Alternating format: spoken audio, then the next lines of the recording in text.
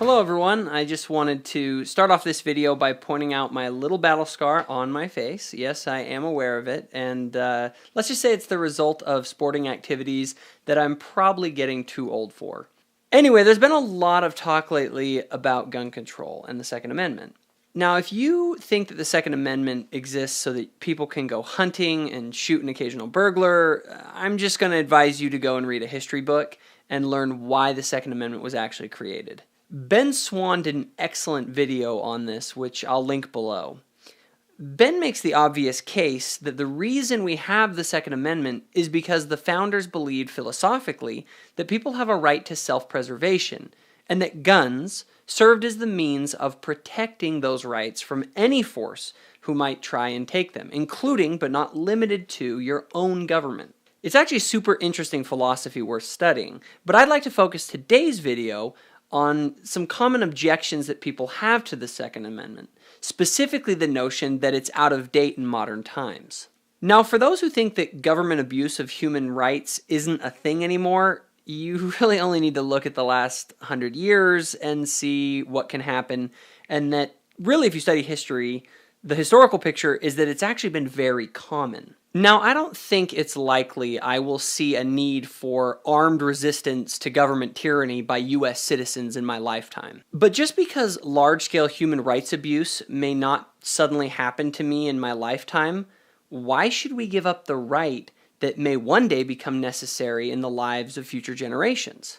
Now, usually this is the point where someone will say, "But the government has tanks. What are you going to do? Use your guns against tanks?"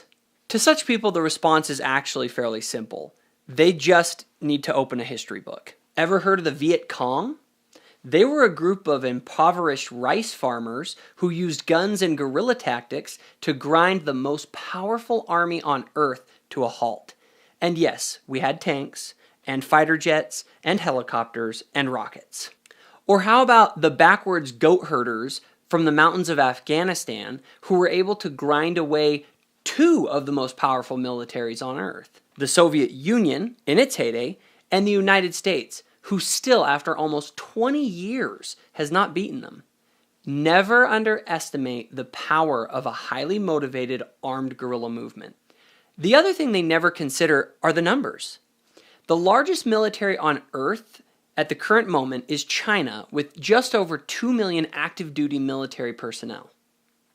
Now let's compare that with the fact that the United States currently has about 100 million men of fighting age, including a lot of well-trained vets, and we have nearly 300 million privately owned firearms to arm them.